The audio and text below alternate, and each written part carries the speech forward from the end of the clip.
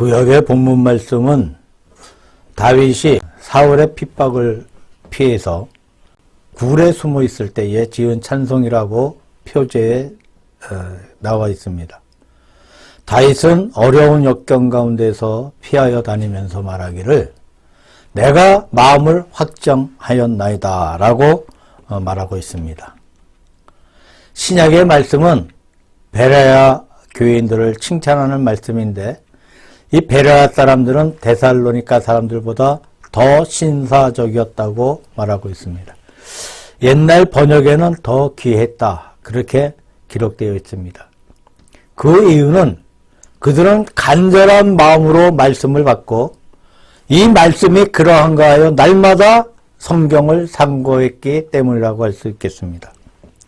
오늘 이 말씀을 토대로 해서 마음의 작정이란 제목을 생각해 보았습니다. 자, 사람은 마음이 안정될 때는 하는 모든 일이 안정되고 마음의 평안이 없을 때 하는 모든 일은 질서를 잃어버리고 이 삶의 낙도 잃어버리게 된다고 생각해 봅니다. 셰익스피어의 대표작 가운데 햄릿이라는 작품이 있습니다. 덴마크의 왕위를 두고 벌어지는 비극을 논하고 있습니다. 맨 처음에 보면 이런 말로 시작되고 있어요. 이것은 자신의 마음을 정하지 못한 사람의 비극이라 라는 말이 나옵니다. 햄릿이 자신의 마음을 정하지 못해서 우왕좌왕하는 가운데 환난이 맞다는 사실입니다. 자기의 삼촌이 자기의 아버지를 죽이고 왕위를 찬탈한 그 사실을 햄릿은 아버지의 계시를 통해서 또 여러 가지 확증으로 알았지만 아버지의 원수를 갚지를 못하고 자꾸 마음을 정하지 못하는 가운데 비극이 깊어져서 끝내 어머니도 죽고 자기 자신도 독칼에 찔러 죽고 삼촌 역시 죽어서 덴마크의 보좌가 비어있다는 내용으로 끝나는 것을 볼 수가 있습니다.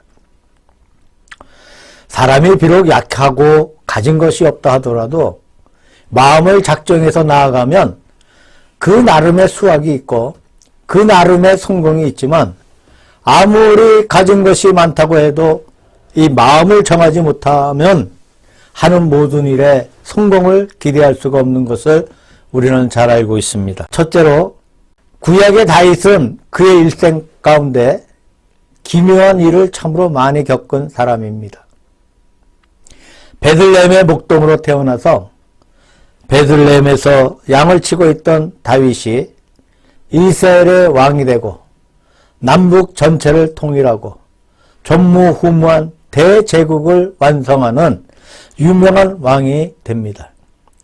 다윗은 처음에 적재에 가서 맨손으로 적장 골리앗을 물리침으로써 그 이름이 드러나기 시작하였고 사울에게 불려가서 사울이 마귀에 들렸을 때에 이 검은 거를 타서 귀신을 쫓아내고 그렇게 해서 사울의 사위가 되었지만 사울의 시기심에 사울에게 쫓기게 되고 이스라엘 사방으로 도망을 다니게 되었습니다. 오늘 본문 말씀도 사울에게 쫓겨다니면서 지은 노래입니다. 이런 피난 중에서 하는 말이 나는 마음을 정하였다 라고 말하고 있습니다. 자, 이것이 무슨 뜻입니까? 나는 마음을 정하였다. 다윗은 자기의 마음을 하나님께 맡기기로 자신의 운명을 하나님께 맡기기로 작정했다는 것입니다. 다윗이 굴에 있을 때가 두 번 있었습니다만 사무엘상 22장에 보니까 아굴람 굴에 있을 때가 있었고 엔게디 굴에 숨어 있을 때가 있었습니다. 그가 엔게디 굴에 숨어 있을 때에 다윗이 군대를 거느리고 다윗을 잡으려고 왔는데 다윗은 굴 깊숙한 곳에 숨어 있었고 사울은 다윗을 보지 못하고 다윗은 사울을 보았습니다. 사울이 굴문 곁에 와서 이 용변을 보고 있는데 이것을 굴 안에 있는 다윗과 그의 부하가 보고 있었습니다. 당장 뒤에서 칼로 찔러버리면 사울은 죽을 수밖에 없는 상황이었어요. 사울이 죽으면 왕위는 다윗에게 돌아가게 되는 것이 당연하기 때문에 다윗의 부하들이 아주 좋아하며 하는 말이 하나님께서 우리에게 기회를 주셨습니다. 두 번 손댈 것도 없이 한 칼에 보낼 수 있습니다. 저 원수를 쳐버리면 당신이 왕이 됩니다. 이렇게 권면했습니다. 하지만 다윗은 하나님께서 기름 부으신 왕을 내가 어떻게 함부로 손댈 수 있을까 보냐. 하나님께서 그를 데리고 가시면 가시는 것이지 내가 감히 손을 들어 하나님께서 기름 부으신 자를 치지 않겠다 하며 이 사울의 곁에 가서 옷자락을 자르기만 하고 사울을 그냥 보냅니다. 그 다음에 다윗이 사울 앞에 그 옷을 들고 나타나서 자신의 마음에는 사울을 해칠 아무런 의사가 없음을 보이고 사울은 그 앞에서 눈물을 흘리며 자기의 잘못을 회개하게 됩니다. 그러나 그것은 잠깐이고 그 후에 또다시 사울은 다윗을 잡으러 오고 하는 사건이 반복되는 위기 속에서 다윗은 살고 있었습니다. 이러한 어려움 속에 살 때 사람은 그 마음을 어떻게 정할 수 있는 것이겠습니까? 아마 첫째로 사울의 집요한 추적에 항복해버리고 자기의 운명을 사울에게 맡길 수 있을 것입니다. 내가 잘못했습니다. 용서해 주십시오 하면서 사울에게 아첨하며 생명을 맡길 수 있다고 생각해 봅니다. 물론 이것은 아주 위험한 생각입니다. 사울이 어느 순간에 자신을 죽일지 알지 못하기 때문입니다. 두 번째로는 자기의 손에 자기의 운명을 맡기는 방법이에요.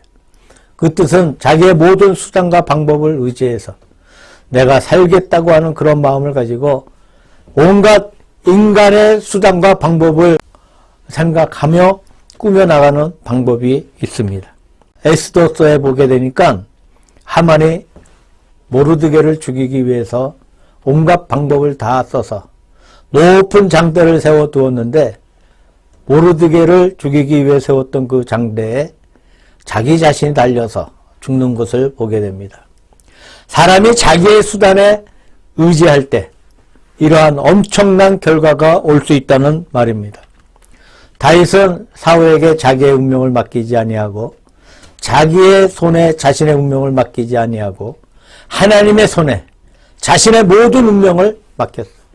물론 이러한 경우에는 다윗이 자기의 수단과 방법이라거나 노력을 무시한다는 것은 아닙니다. 자기가 하는 모든 노력을 할 수 있기는 있지만 그 노력에 구원이 있다고 믿는 것은 아닙니다. 인간의 할 바를 다한 후에 하나님께서 전적으로 자기의 생명과 자기의 모든 것을 맡겨 바치는 자세입니다. 폐병에 걸려 죽었다가 살아난 어떤 사람을 만나서 그가 폐병이 나온 동기와 가정을 들은 적이 있었습니다. 그가 말하기를 처음에는 자기가 좋은 약을 의지하고 인간의 방법을 의지해서 휴양하고 약을 먹고 이런 식으로 고치려는 마음을 가졌다는 겁니다. 그런데 그것이 잘 되지 않았습니다. 병세는 깃터지고 백약이 무익한 가운데 처했을 때 마지막에 그가 선택한 것이 하나님 앞에 자기의 생명을 맡기기를 작정했습니다. 하나님 앞에 깊이 기도한 끝에 내 생명을 맡아 주옵소서. 내가 살든지 죽든지 주님의 뜻대로 살려 주셔도 좋고 불러 가셔도 좋고 모든 것을 다 주님 앞에 맡깁니다. 그렇게 맡겼다고 합니다. 그 뒤로 말할 수 없는 평안과 안정이 찾아왔습니다.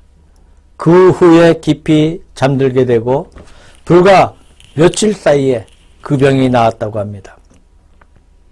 우리나라에서도 유명하지만 전 세계적으로 유명한 붕사였던 고 조영기 목사님도 폐병으로 죽음 직전에 이르렀던 목사님이었습니다. 병상에서 전도를 받고 예수 믿고 병 고침을 받고 전 세계에 복음을 전하셨습니다. 우리가 하나님 앞에 우리의 모든 것을 맡긴다고 하는 것 얼마나 놀라운 축복인지를 모릅니다. 우리가 세상에서 살아가는 동안에 남에게 맡기고 안심하는 사람이 있고 도무지 남을 믿지 못하고 맡기지 못하는 사람이 있습니다. 우리가 병들면 의사에게 우리의 생명을 맡겨야 하는 것이죠. 모든 것을 의사에게 순종하고 의사가 시키는 대로 따라가지 않으면 병을 고칠 수가 없습니다.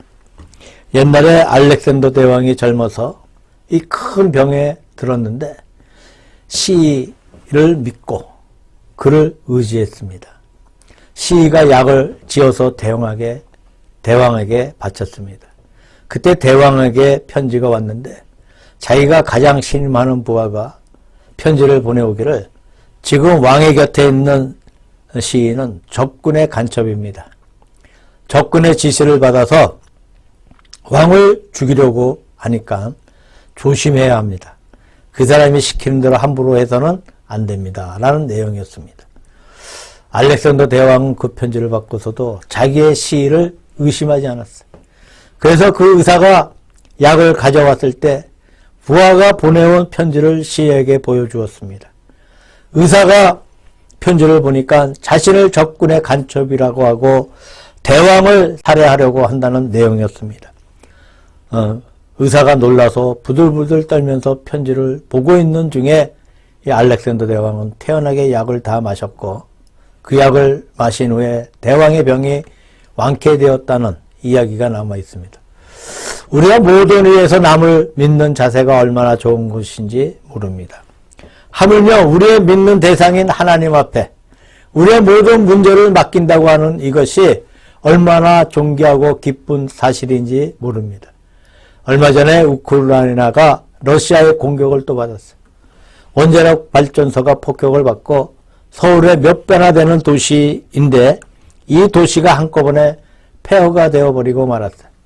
고층 건물이 무너지고 그 건물에 깔려서 숱한 사람들이 죽고 아직도 정확한 사망자의 수를 모르고 있습니다. 자, 병원 안에 있는 간호사들도 죽고 회사원들도 죽고 공무원들도 죽고 얼마나 많이 죽었는지 모르죠. 또 얼마 전에 이태원의 참사를 또 우리가 생각해 볼 수가 있습니다. 그곳에서 살아남은 자와 죽은 자의 차이점이 무엇이겠습니까? 오직 하나님께 있다는 거예요. 누가 살라고 해서 산 것도 아니고 누가 죽으라고 해서 죽은 것도 아니고 불과 몇 분 사이에 눈깜빡할 사이에 일어난 사건들입니다. 이렇게 많은 사람이 죽어간 것을 볼 때에 인간의 생명이 참으로 허무하다는 사실을 느끼지 아니할 수가 없는 것이죠.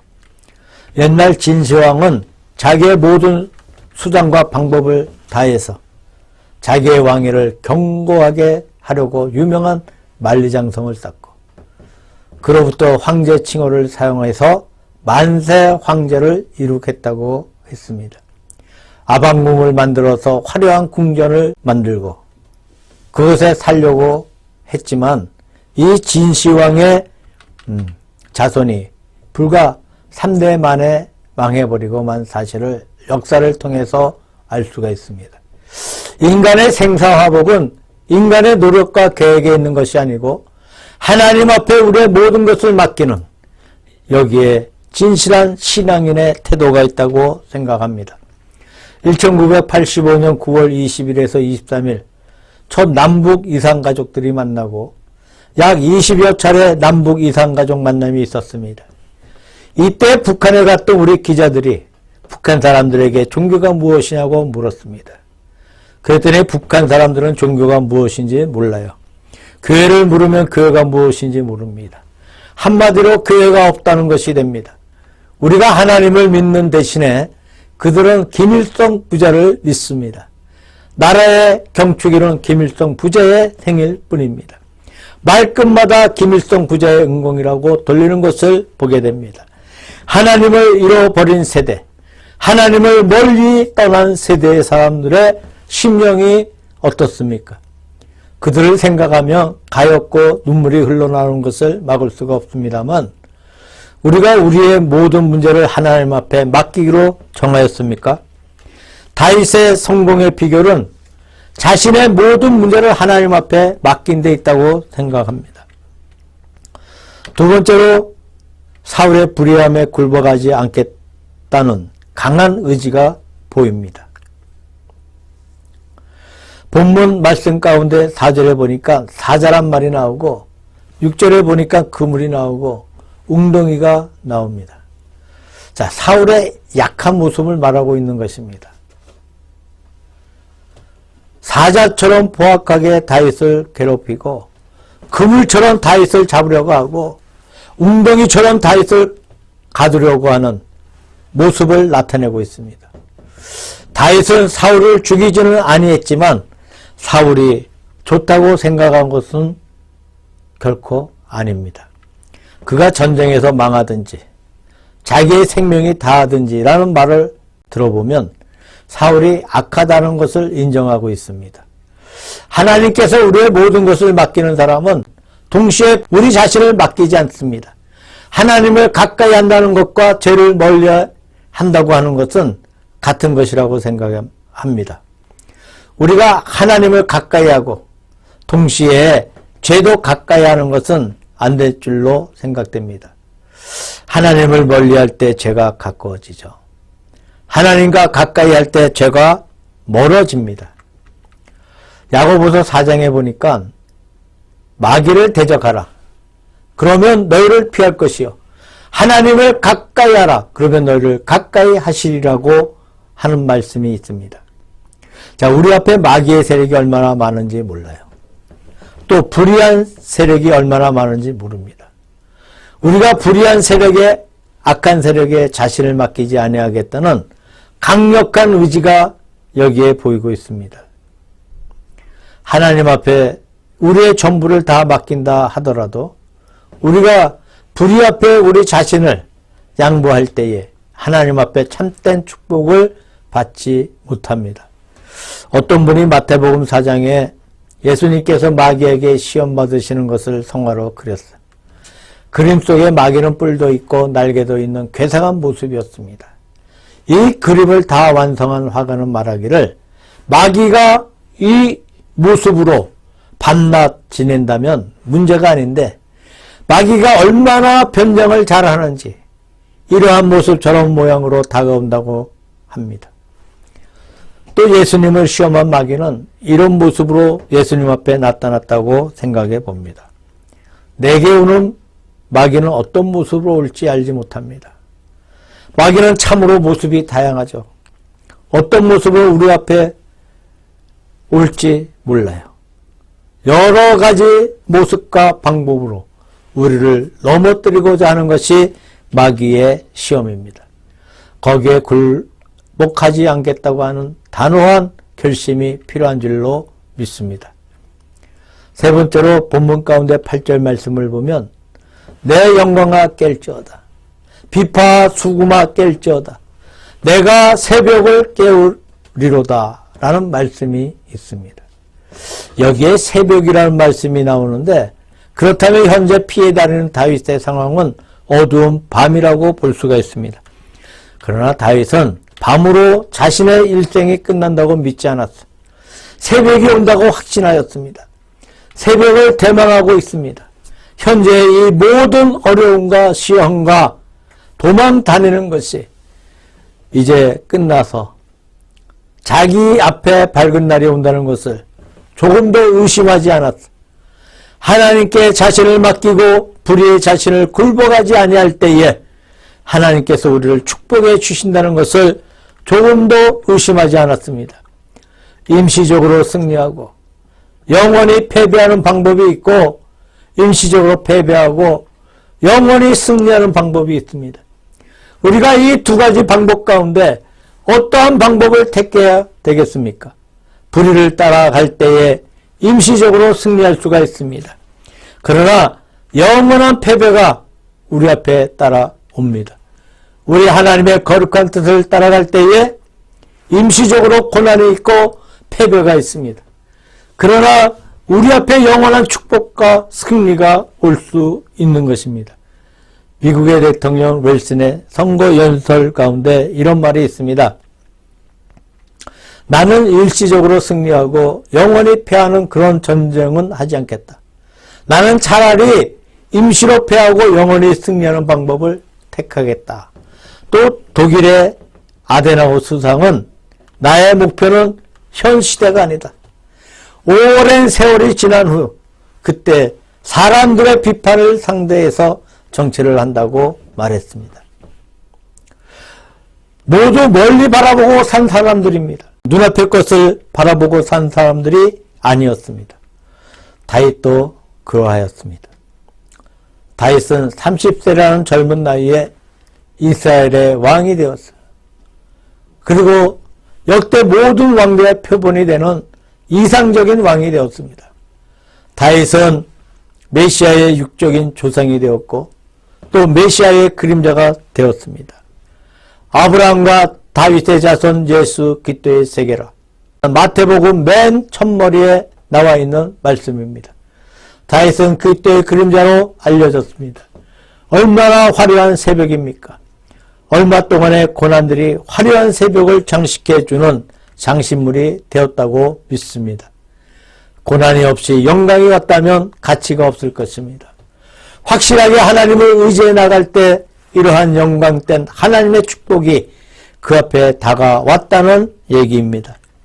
어느 목사님이 일본에 갔을 때 강사였던 미국인 니즈라는 분이 계셨다는데 연세가 대단히 많으신 분이었는데 그 목사님은 그분처럼 완만한 인격자를 만나본 적이 없다고 말씀하셨습니다.